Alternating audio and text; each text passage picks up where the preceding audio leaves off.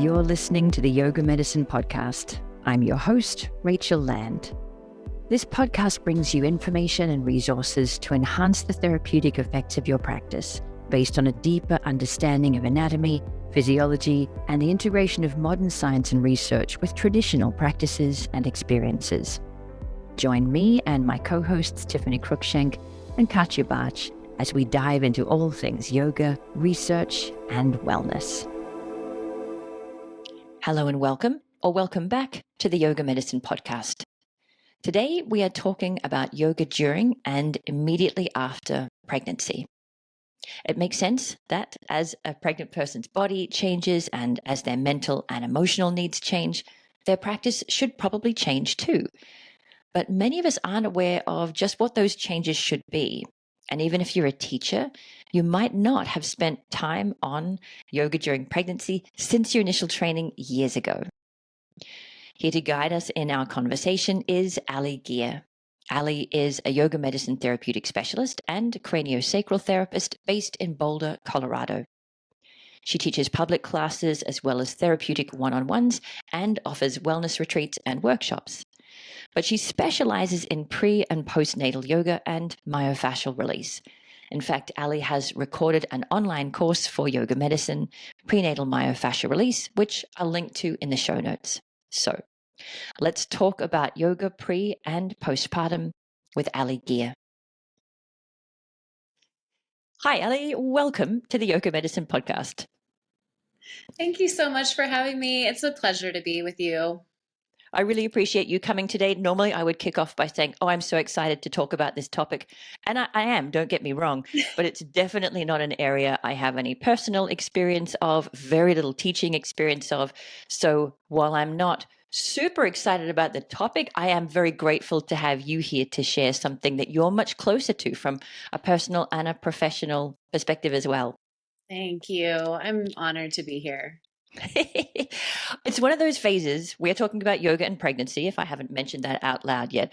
We're talking about a phase where a pregnant person's body goes through pretty extraordinary changes, physically, physiologically, and I imagine too some pretty big mental, emotional, and even spiritual shifts. So it makes sense to me that what you might bring to your practice and what you might need from your practice is probably going to change through the course of pregnancy and afterwards. And it's something that I talked about for a few hours in my initial teacher training. One of my fellow teacher trainees, a guy, Shlomi, was wearing a pillow. I remember that more vividly than any of the content. He was our pregnant woman for the day. And then since then, I haven't touched on it. So I have vague memories of the things to be aware of, and that's about it. And I'm sure there are other teachers in the same boat as me and pregnant people who are also a little bit like, okay, what do I now need to bear in mind? What do I now need to do? So let's kick off with the sort of basics.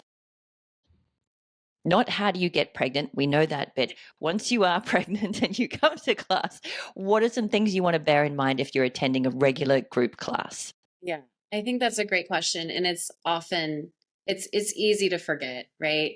Especially when we don't have pregnant people in our classes on a daily basis. And so oftentimes I've always found that, I've heard teachers say, oh, I had somebody tell me before class that they were pregnant. And it literally was like a deer in headlights because I was like, there was a moment of panic. I didn't know how to support them. And so my whole goal is to really help support you so that you feel calm, you feel relaxed, and you feel like, yeah, I've got this, no problem. Because really, there's nothing wrong with the person who's come to you and telling you about this incredible journey that they're going on, right? And so I must admit, I have to remind myself to always first say, well, firstly, congratulations, because that's not my instinct. My instinct is to be like, okay, what are we doing in the class? What do I need to think about? So I have to take a step back and go, firstly, congratulations. Secondly, some things to bear in mind. Exactly. And just also like a really appreciating, like, wow, like there's a little one in here with this mama. And so appreciating that as well, like it brings, just an entirely different energy actually into a class. And so just keeping that in mind, that it's not just for the mama, you're also practicing for the baby too. And that's really some of the biggest things, the biggest keys that I would say when you're working with someone who's pregnant. is always asking them the question, is this creating space for both me and baby? Mm-hmm. Right. So those are kind of just like, that's a big umbrella thing, but it's like when you're going through the practice, there's so many things that are closing space.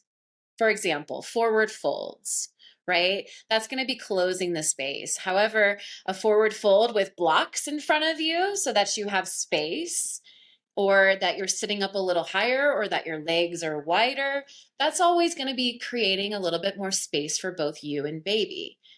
So those are kind of like the biggest things that I always just ask people. It's like, is this creating space for you and baby?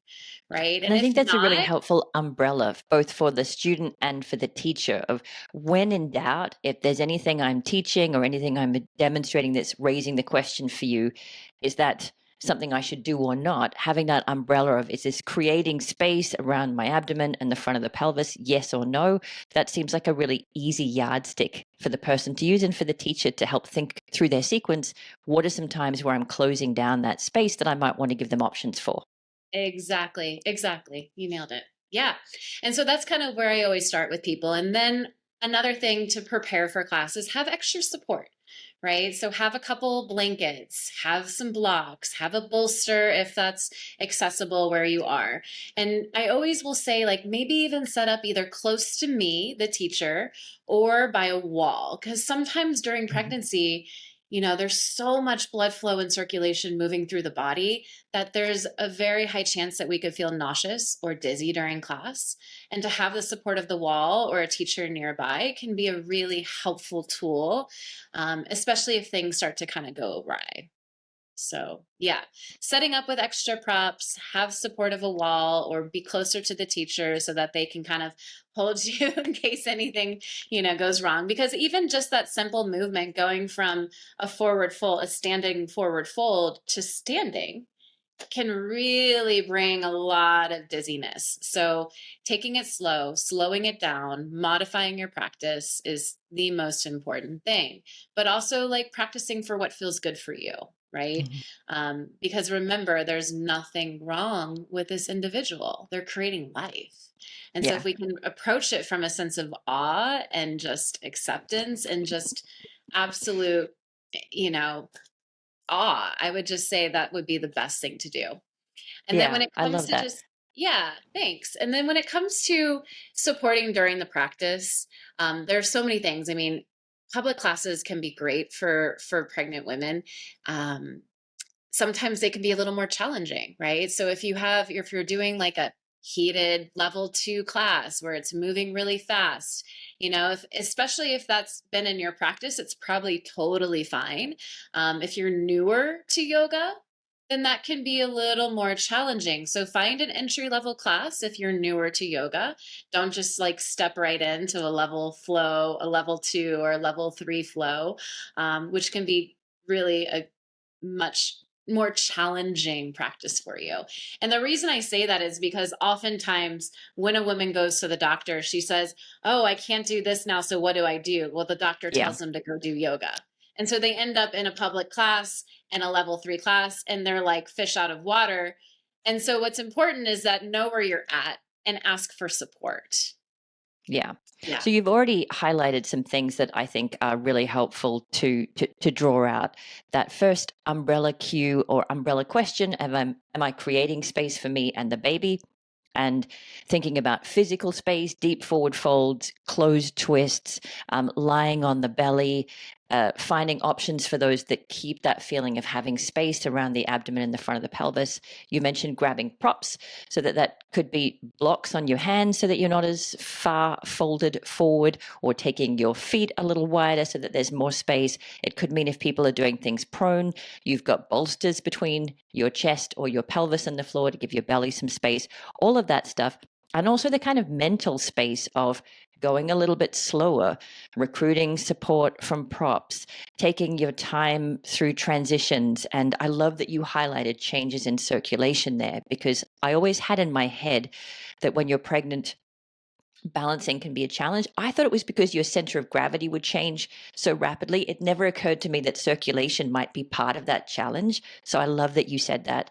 setting up next to a wall, making your transitions a little slower so that your burdened circulatory system has a little bit more time to respond.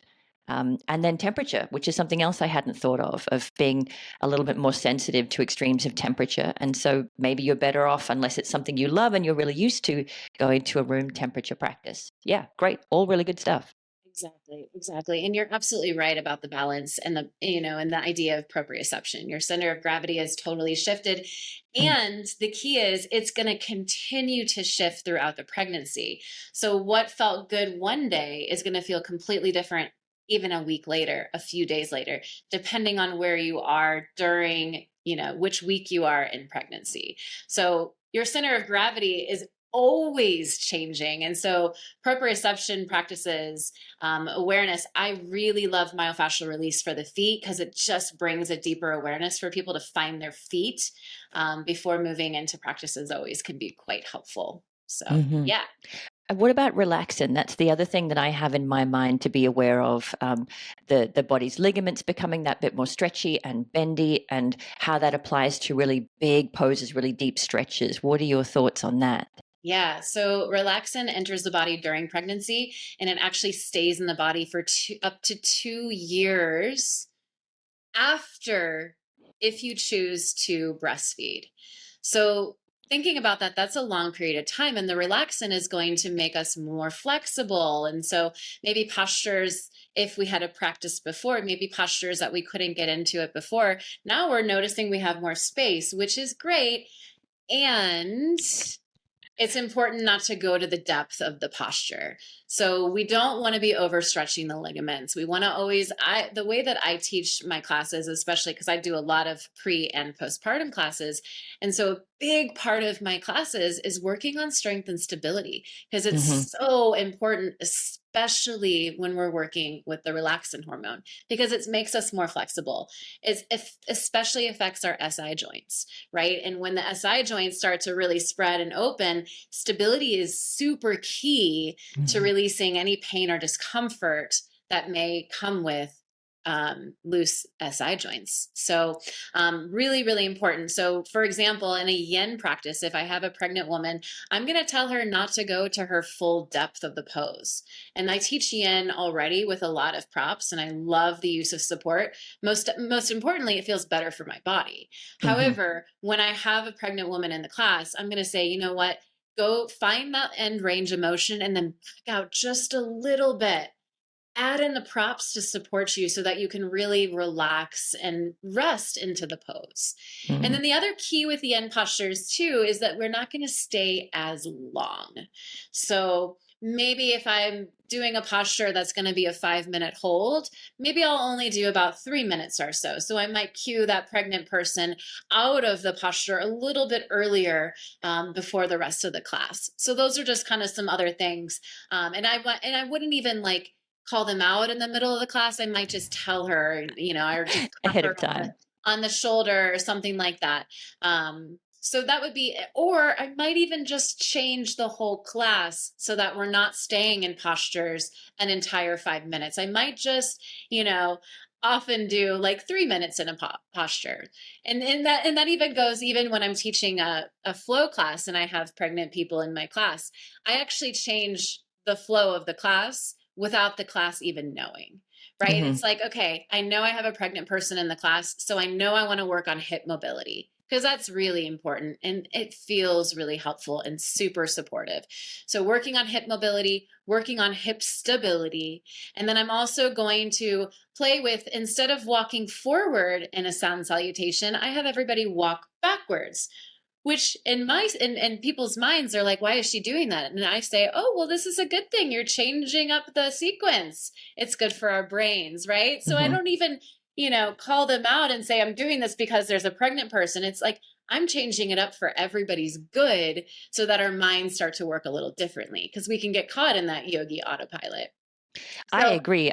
yeah. Stepping backward from from a forward fold, for example, to a lunge is also an awesome transition for older students, people who might have less hip or knee or ankle mobility. A lot of them will find it more comfortable stepping back from a forward fold than walking forward from downward facing dog or stepping forward from downward facing dog. So I like that you have that in your back pocket. If you're a newer teacher and the idea of changing your whole sequence on the fly freaks you out, don't panic. You don't have to. But it's just nice to know that you've got very different ways of approaching it, including telling the pregnant person in advance, here are some poses that you might want to be aware of. Do an open twist instead of a closed twist. We'll do a deep stretch, come out a little early. I'll give you a signal to come out a little early. And then you can just teach your class as planned, or you could trot over to them during, give a little whisper in their ear, or you could adjust your whole sequence if you've got that kind of flexibility and adaptability. So all good ways to go. Absolutely. Great. And then the other question I had was about lying on your back. I know there's some point where you're not supposed to lie on your back for a long period of time. Can't remember when that is. Can't remember why that is. Something about blood flow. So help me out there. Yeah, great. So we have the vena cava, and the vena cava, as the uterus starts to expand and as the baby starts to grow, it starts to apply pressure, put pressure onto the vena cava, and the vena cava moves down the center of our body, and it's actually to the right side of the body, right? So to the right side of the spine. So when we lie onto our back, it starts to put pressure onto that vein, onto the vena cava. And so what can happen is that it can start to make a pregnant person feel nauseous, feel dizzy, right? And those are kind of like, that's your body. Those are the Yeah. signals that your body is cueing to you, like, hey, alarm, alarm, something's not right. Now, is it absolutely, devastating if you lie on your back? No, your body will tell you when it's time to rock to your side, right? So your body knows. And so if we can just keep tuning in to that wisdom of the body, because it's going to tell you if a posture doesn't feel right or if Mm. lying on your back at that moment doesn't feel right. Now, Yeah. as a precaution, we always say left side is best side for both mom and baby because it takes the pressure off the vena cava and it provides optimal blood flow and circulation for both mom and baby. However, sometimes lying on the back can be really comfortable and really helpful for a lot of women. So what I do is I elevate them. I elevate them at about a 45-degree angle, and that could be with pillows, blocks, blankets, whatever you might have, to just elevate them to take the pressure off the vena cava so that they can still get that nice open heart, shoulders relaxed, because with pregnancy we have there's a big tendency for postural misalignments, and so that can be a really nice counterpose, especially as the weight of the baby starts to get heavier. So lying on the back can be helpful, and then it depends person to person, right? I've had women who can lie on their back their entire 9 months of pregnancy. And then I have women who cannot lie on their back after 13 weeks. So Mm. it really depends on the anatomy in the body and how your body responds to that sensation.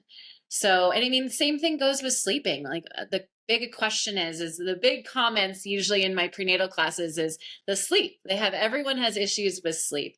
And so we always talk about, proper pillows, proper bolsters, proper support. And then they're like, well, I'm afraid if I lie on my back. And the key is that your body will tell you, it will wake you up and say, this is not okay. Alarm, alarm, alarm. So left side is best side for mom and baby. However, we can support people on our backs as well. So just knowing that you can elevate the head and the heart, and that will take the pressure off the vena cava. But sometimes, every once in a while, a woman still won't feel comfortable like that.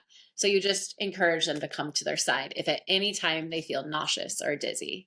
Does that answer the That's question? It does. And it's also a really reassuring answer to the question, because the nightmare scenario is something that's potentially dangerous that there's no signals for. In my perspective, from a teacher anyway, that's the scenario that would scare me the most. And the fact that the woman's going to know, or the pregnant person is going to know, they won't feel right, they'll feel dizzy, they'll feel nauseated. Bad for them, but good for me, because it means I don't have to be responsible for noticing whether they're lying on their back or timing how long they're there. And it could be as simple as you said, it's just elevating the head and the heart ever so slightly, or even up to 45 degrees or higher, just depending on where they feel comfortable. And then in place of supine shavasana, you've always got the option of lying on your left side with a bolster or a stack of blankets under your top leg, so you've got something to lean into, all of that sort of stuff. But it takes the pressure off me. They will know if it doesn't feel right, and they'll adjust their shape. So yay for that. So far that all sounds actually relatively intuitive and relatively unstressful. Make space for you and the baby, recruit props, choose versions of poses that create more space for your abdomen and the front of the pelvis. Be respectful of changes to your circulation. Move a little slower. Be aware of different temperature settings in the room and which ones make you feel the best. Maybe set up next to a wall so that you can recruit its support. Don't sit up near me if I'm teaching you and you're feeling nauseated. Sit up far away from me, thank you, but at a wall. And then, lying on your back is up to you to decide when that's comfortable and when that's not. And relaxing, just backing out a little from your very deepest versions of deep stretches. So all sounds pretty straightforward and pretty unstressful. That was a nice teacher training recap for me, but I'm sure there's more to it than that. What, from your perspective of somebody who's been pregnant and somebody who teaches a lot of pre and postpartum, what's kind of missing from the conversation so far that you think is just as important or more? Yeah, and I think that that's the biggest key is actually the community aspect that you get from a pre and a postpartum class. And that is, I've been teaching pre and postpartum classes ever since I was pregnant. So over a decade at least now.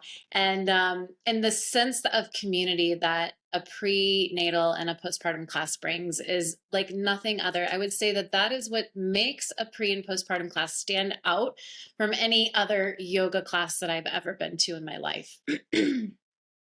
So having a group of people who are in a similar phase of life, and while everyone's experience is going to be a little bit unique and individual, there are going to be some common themes. There are going to be some experiences that overlap. And even if there aren't, even if your experiences are unique, being in a group of people where there's that sense of being seen for what you're going through, I'm sure would make an enormous difference to your experience. Absolutely. Absolutely. And I begin every class with a community check-in. So we always set up in a circle, and a circle just kind of brings about more connection because you can all see each other, you're conversing with one another, and it's very sweet. And so setting up in a circle and then just going around the circle and checking in with everyone. What's going on with you? What's going on with baby? People want to share. They want to share, like, oh, I was at the doctor this week and we did a full checkup. I got to see the heartbeat. I got to see if it was a boy or girl. There's just so much that gets shared in that time frame. And then, talking about just acid reflux or just common symptoms or ailments that happen through pregnancy. And hey, this is what worked for me. This is what worked for me. So everyone's able to really share their tips and their tricks. And then we always talk about do you have any requests for tonight? And I think that's another really nice thing that I get to do in a pre and postpartum class is I get to cater to what's going on in their body. Right? There's hip discomfort. My SI joints are bothering me. Oh, my hip flexors, or I have this rib thing going on. And so using that information to really help support each and every person in that room is really intimate. It makes for an intimate class and a deeper connection for everyone. I can see how tailoring an entire practice to a group of people who are likely to be having similar experiences would be lovely from your perspective as a teacher, and for the people listening, if you're working with a population where there are a number of pregnant people in class at the same time, or you're working with somebody one-to-one. You've already mentioned some sort of common themes that you might draw out. One is just inviting people to share a little bit, and even if you're in a class that isn't designated prenatal, you might connect the students that are willing to be known to be pregnant with each other so that maybe they can have a chat in the change room or in the lobby or after class or go for coffee or maybe tea. I don't know. But yeah, that community side being a big part of it. And then also you've mentioned hip mobility and also hip stability. You also mentioned how there's a real tendency for the posture to round a little bit, I guess, as your balance and your center of gravity change and as you become maybe even a little bit more protective of that part of yourself. So maybe some chest openers or some shoulder mobility work. Any other big themes that come up when you're working with a number of people who are pregnant? Yeah, I mean, I think a big thing is working with the breath. as well. Mm-hmm. Right. So another thing that can come up is a lot of anxiety, there's so much unknown when it comes to the whole journey, the whole experience of prenatal to postpartum. And And even in high the stakes, postpartum, like high stakes unknown stuff. yeah, This is the creation and health of an entire human being and your capacity to grow that entire human being. yeah. So there's a high level of vulnerability. There's Yeah. a high level of anxiety. And so giving people space to feel supported and to feel safe that they can share with one another is so important. And then I also bring a lot of breath into each practice. So how can I bring breath in? When it comes to pranayama, one thing that we haven't talked about yet is I don't want to ever do anything that's going to be, too activating. So I don't want to do things that are constricting the belly or drawing the belly in or pulling into the belly. I'm not lifting mula bandha as well during pregnancy. I do want to work with engaging pelvic floor in instances, and that's a really powerful practice is working with the pelvic floor, learning how to engage it and learning how to soften and relax it. So those are definitely things that we bring in, but we're really not working with the bandhas per se in a in a prenatal class. But the breath is really, really key for how we're working with the mind, right? And how we're relating with our nervous system. And so bringing in, alternate nostril breath, or, I like to do strokes of breath. So it's one full breath with several sniffs in. And that can be a really nice way just to kind of breathe into that full capacity. One of my favorites is Satali Pranayam, when you curl the tongue. So for example, in my prenatal classes, we do push-ups. And so we do modified push-ups on the knees. And what the way that we do the push-ups is we figure out whoever is furthest along in the class, and this gets shared in the community check-in. And we find out who's the furthest along. So let's say I have a woman who's 38 weeks pregnant, right? And so what I do is I add those two numbers together, and that's how many push-ups we do. And so sometimes we do it in one, we do a whole prenatal sun salutation. And so sometimes we do either one or two rounds of push-ups, but we're getting strong and we're really working with connecting to the transverse abdominals, which is so important during pregnancy. So when we do these push-ups, then we take a moment and we pause and we bring in the Satali breath, right? Because the push-ups can be quite activating. Right. So we want to figure out during pregnancy, how can I go from a really activated place to a more balanced place? And so breath is truly the key. And this is going to support us for labor and delivery. So Shatali is that nice cooling pranayam that you curl the tongue and you bring in breath through the mouth, and then you breathe out excess heat from the nose. So Satali Pranayam is one I bring in often during prenatal classes. And oftentimes I hear, hey, I did that breath in my labor and it helped so much during like right after contractions, and it helped so much. And so the breath is really a key instrument a key tool that we use in all of our practices, but especially in pre and postpartum. I like that. I mean, the upper body strength is something I had totally forgotten about. But you're right. Once you give birth, you're going to be carrying around the weight of a baby a lot of the time, and babies really only get heavier, right? So I guess you better prepare your upper body for some lifting. So that's one side I had totally forgotten about. But breath, yeah, I love that you mentioned that. And I'm thinking the ones that you might avoid would be things like Kapalabhati and Bastrika, things where you're kind of pumping the belly. I imagine if I was a baby, I would find that kind of annoying, being pumped at or squashed. You mentioned alternate nostril. I guess Ujjayi would be one that might be useful. And then I can't curl my tongue. I just have to put the point of my tongue behind my teeth and kind of breathe through my teeth.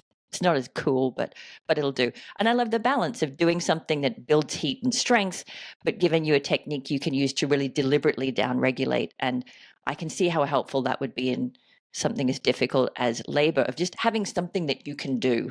Yeah. Even if it doesn't noticeably change how you feel, and I bet this does, just having something you can call on, I'm sure changes the process from feeling like something you are completely out of control into, I can do some things. There are some things I can choose to do. Absolutely. And the other thing about pranayama that I would want to just add in is that we also don't hold the breath. So we don't hold at the top of the inhale or the bottom of the exhale. You're just always flowing the breath. Great. Yeah. Yeah. What about postpartum? Because we don't even talk about that in teacher training, as far as I remember. We talk about pregnancy, and then presumably the baby floats out of you in a cloud of golden light, and then you just come straight back to practice, right? And everything's back to normal. So we'll see you next week.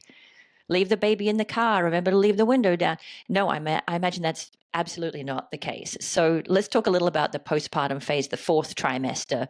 What are people likely to be experiencing then, other than fatigue and complete disruption? Everything about your life has completely changed. So, yeah, and also the most underserved, Right. undersupported community that we have is the postpartum community. So, give those mamas love. They are working so hard day and night, and they're on very, very little sleep. So, yeah, I that's a imagine the big one. community piece being huge here too, because, we used to live in tribes where you'd have people around to share the burden and to share the experience. Mhm. But so many of us now live apart from extended family. The whole idea of the nuclear family is it's just your little small group inside your house. And I can imagine that being even more isolating now, that you need to stay home and care for a baby and be on their schedule and not necessarily on your own. And yeah, the community aspect of a postpartum class is probably even more impactful than the prenatal. The nice Mm, thing about having it in prenatal is you already have kind of built your community, and then you yeah. move into a postpartum class together. So that can be really, really lovely. So yeah, the community aspect is quite important because you're going through something that you've never experienced in your life. And then you have all of these people with their opinions constantly giving you opinions, doctors telling you how much your baby should weigh, how much pressure, how much you should be feeding your baby, whether or not you're breastfeeding. And then there's all the struggles with breastfeeding, right? And so, mamas come into postpartum, and I always say this, especially if they're new to class the first time, because you can tell how nervous they are. Oftentimes it's their first outing is coming to postpartum class. And so it's a big deal. And so it's like sometimes I have mamas come like 30 minutes late, and I'm like, "Great, you Come came." on in. Right? Come Do you do on in. mums and bubs, or you're doing just the It's mom and postpartum? baby. It's mom and Yeah. baby. Yeah. Yeah. It's a mom and baby class. And typically the way that I share it is that people are welcome to come as long as they've been cleared by their medical practitioner Hmm. Yeah. for movement exercise. So that and that's on a case by case basis. So Yeah. some are good 4 to 5 weeks, some are good 8 weeks. It really Hmm. just depends on when you feel ready. But just know that there's a place for you to receive support. So we have back jacks on our mats so Hmm. that moms can feed babies during that So for time people who don't know after. what a back jack is, because I didn't before Oh, traveling for teacher trainings, it's yeah. like a chair back and seat that sit on the ground, doesn't have any legs, but it Yeah. helps you sit upright. Yeah, and then you can have your back supported while you're Hmm. feeding, or while you're whether you're breastfeeding or even bottle feeding, right? So Hmm. all of that's really nice. And then I always just start the class like everything's welcome. Babies are gonna burp, they're gonna Yeah. fart, they're gonna Yeah. poop, they're gonna cry, and you might cry as well, and you might fart and burp, and it's okay. Just know that everything is welcome in this space. You're here to Hmm. be supported, and I'm here to support you. And then the best part about postpartum is I get to hold the babies. So, We could not be more different in this conversation. selfishly, it's my favorite class of the week. And selfishly, it's like my favorite thing to do is to hold the babies. And I say I'm just doing the mamas a favor, but really, It's it's all about you. selfishly. I want So I love that the big themes coming through of connection, community, and also just that super compassionate, welcoming. Whatever happens, happens. Come as you are. The expectations here are non-existent. Just come, have some time, do what you do, and then off you go with the rest of your life.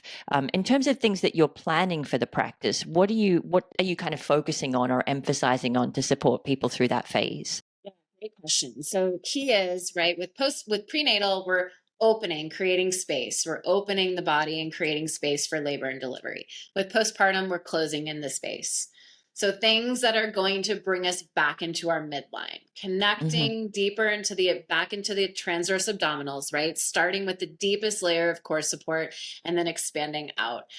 So you won't ever see people doing planks in my postpartum class, right? It's really about how we start to slowly build. It's a slow burn. It's a slow burn. The core does not come right back. So we have to take it really, really slow.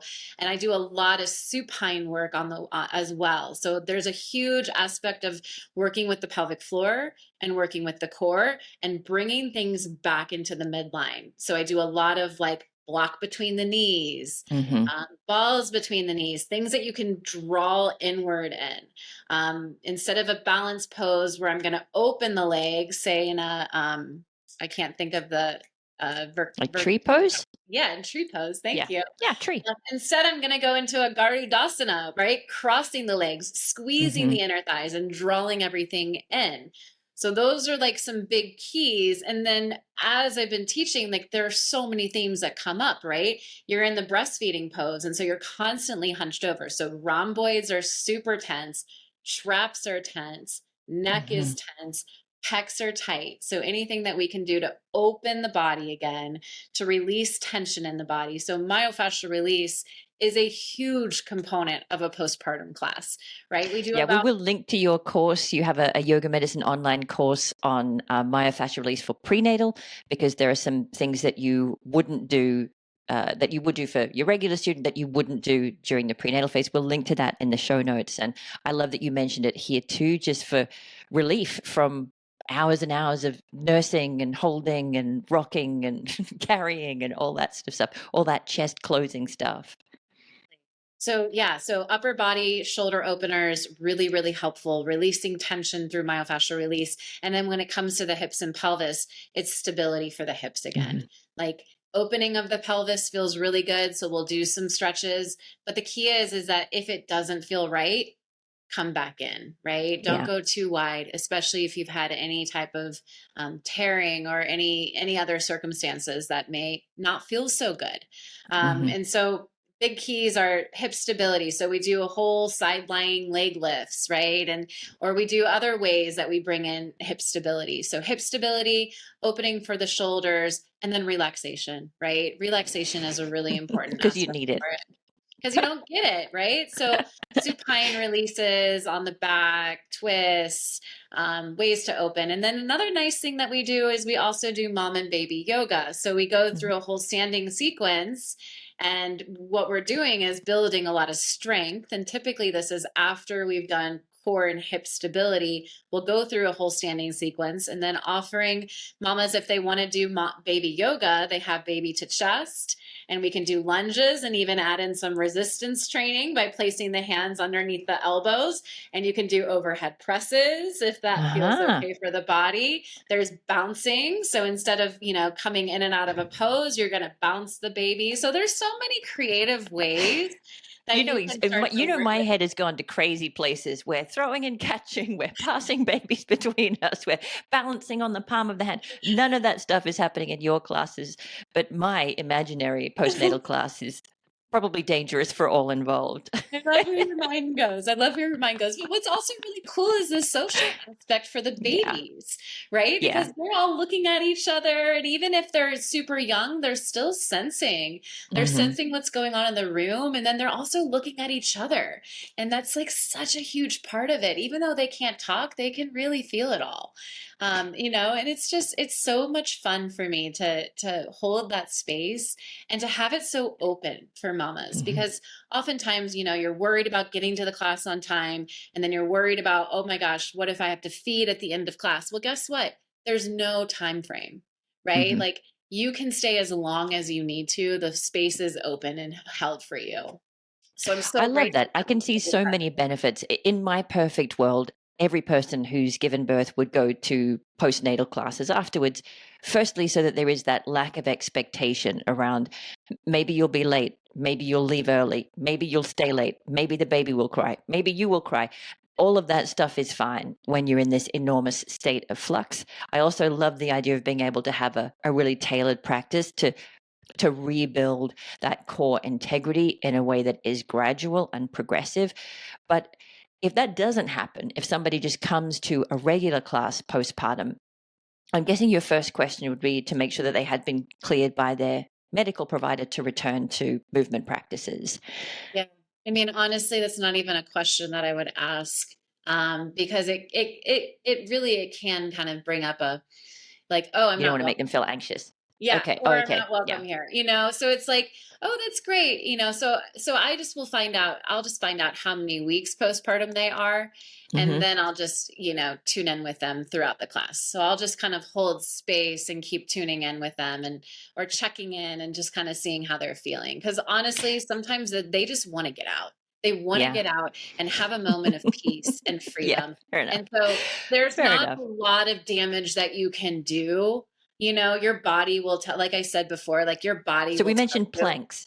If I'm Yeah. doing a really plank heavy class, will Yeah. that person know that they don't feel strong or supported there? Will they, Probably not. or It depends on okay. how well they know their body. So probably Mm-hmm. not. So I might say something like lower down to your knees, right? If we do a plank pose, Yeah. or, just take it nice and easy, like supine. And I know a lot of people like bring in a lot of like belly up core work. And sometimes it's a lot of crunches. And so Like I probably wouldn't Navasana teach boat that pose. class. Or I would say, hey, instead of that, maybe just do, TVA toe taps or something Yeah. like that. And Do the so version I'm doing at the front of the room, because I'm certainly not going to be volunteering to do crunches or boat pose either. So right. I like that. Being really aware of intense core practices and saying to them, we just want to give you a bit of time to get your core back from the inside out, to kind of rebuild it in a way that's really slow and respectful from what you've just asked it to do. So take it easy on the core work. I'll be showing you versions at the front of the room, or lower your knees in plank, just giving them some options around core work specifically, like rectus abdominis, anterior core work. Anything else that you want to make sure that they're aware of, other than just the general advice of, hey, listen to your body, take breaks if you need it, leave things out that don't feel right? Yeah, I mean, I think we can talk about diastasis recti if you want to, Mm-hmm. because I think that's a Please really do. I can never remember how to pronounce it, so please do talk yeah. about it. Yeah, I think that's a really important part of the prenatal and the postpartum. And we've talked a lot about the core, and we didn't talk a lot about it in the prenatal aspect of things. So when it comes to core work, it's so important to do during prenatal. But the Mm-hmm. key is that you're working the deepest layers of the core, the transverse abdominals. What's happening with the transverse abdominals is that's wrapping around the front of the belly all the way to your spine. And it's not only supporting you, it's supporting both you and baby. So Yeah. as the belly starts to get bigger, as the weight of the belly starts to get bigger, that's putting more load. The job of the transverse abdominals is to keep the abdominal contents in. Mm-hmm. So same thing goes with baby. As the belly starts to get bigger, if we can start to access the transverse abdominals, which is not something we do in a crunch, then we can start to really help support and stability. So during pregnancy, by design, as the baby starts to get bigger, the linea alba starts to separate. And that So is that's the what line in between the rectus abdominis, the six pack. I always say in inverted commas because I've never had one of those. But the line between the two halves of the six pack down the front of the body, from the base of the sternum to the pubic bone, that starts to separate. exactly. And that's a band of connective tissue, right? Mm-hmm. And so by design, so that it can make space for baby, it starts to separate. So completely common during Mm-hmm. pregnancy, right? But the key is that we don't want to overextend that. So things like crunches, things like stepping forward into a lunge from downward facing dog, anything that's going to contract the rectus abdominis, those are things that we typically want to avoid during pregnancy. Mm-hmm. And then in postpartum phase, the key is that we want to bring that back into the midline. So using the transverse abdominal breath with that active exhale, and I really like to vocalize the exhale with a Mm-hmm. or a ha. so that people can really start to sense it's this drawing back in towards the midline, so that I can find that deep center again, so that I can find my midline and bring the belly back in. Oftentimes people will even wear like belly wraps or scarves around their waist because you want to feel as though you can draw everything back into the midline.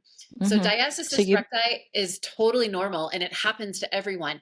The severity depends, the degree of severity is going to depend person to person. And so what we can do in the prenatal period is really focus on transverse abdominal breathing, oblique, so any side body activation is really, really helpful as well, so that we can minimize the degree of severity that we get in diastasis recti, so that in our postpartum phase, we have a shorter recovery time. Yeah.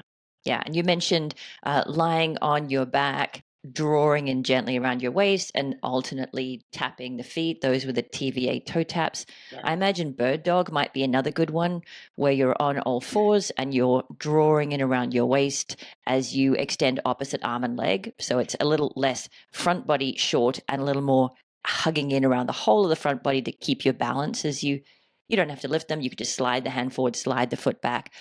Any other favorite deep core practices? Breath work you mentioned, sort of drawing in on the out breath. Yeah, I like to do the bird dog supine as well. And that nice. And then one of my favorite dead bug, is that what people call it? Yeah. One of my favorite things to do is actually have a Pilates ball. So you get one of those like squishy Pilates ball and you take half the air out and you place it under the sacrum. And that adds a little element of stability and balance that you have to work a little bit harder. And so adding the Pilates ball can really help to support building low belly core and pulling things back in. So I like adding a little extra element of a prop, such as a ball under the sacrum, to make things a little bit challenging. And then also working with blocks between the knees. So knees drawing in towards the chest, blocks between the knees, and then lowering both feet just an inch. Love that. The key is the smaller the movement, the slower the movement, the better. Yeah. I love that. And the hugging in through the inner thighs and your vocalized out breath, I can see being a great way to get the respiratory diaphragm and the pelvic diaphragm, the pelvic floor involved in that kind of hugging into center. So it's not just about transverse abdominis wrapping around the waist. It's also about the hug from above and the hug from below as well. Makes lots of sense to me. Yeah. Great suggestions. Well said. Anything that we haven't covered yet that you feel like we really need to talk about, it's important for people to know or hear? Yeah, I think we've really covered a lot. I think that the key that I can share the most about pre and postpartum classes is the importance of community and getting that support and just getting out and being around other mamas and being around other people that are going through similar life experiences as you, because there's nothing like it. You will get so much unsolicited comments and suggestions that if you can just be with a community of support that's non-judgmental and that's just there to lift you up, it's so powerful. I love that. And I think from my perspective as a teacher, just remembering to be a really welcoming face, to let that moment of deer in the headlights wait for 30 seconds and to start by going, great, congratulations, welcome to class. I'm so happy to have you here. Even that little thing in a regular non-pregnancy oriented class might make a big difference to how that person feels. So remembering to start there, to start with the joy, the awe, the welcome, and then maybe have a think through my sequence about a couple of things that they might want to be aware of, show them some options, or say, watch me for modifications. And to keep that overarching umbrella in the prenatal phase of making space for you and baby, and in the postnatal phase of gently drawing back into center to kind of rebuild that integrity from the inside out. I think that's really helpful advice for people. Yay. Great. I'm so glad we had this conversation. It's so important. Yeah, I think so too. It's unbelievable that we've gotten this far through the podcast without having anything on pregnancy. Now we will link to your website and your social media in the show notes for people who want to know more about you and what you do. We'll also link to your course on specific myofascial release practices for pregnancy, which is really helpful. And that's about it. Thank you so much for giving us your time today. pleasure, Rachel. Thanks so much for having me.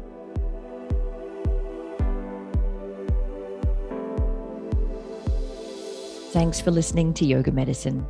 If you liked the show, be sure to subscribe and leave a rating and review on Apple Podcasts or wherever you listen to podcasts. And if you got something out of this episode, please spread the word and share it with a friend. You can find more information, articles, trainings, and classes at yogamedicine.com. Check us out on social media as Yoga Medicine, or you can email us at info@yogamedicine.com. Thank you for being part of our Yoga Medicine community. The content of this podcast is not medical advice and is not meant to replace medical care. Please consult your healthcare provider to determine what is best for your unique healthcare needs.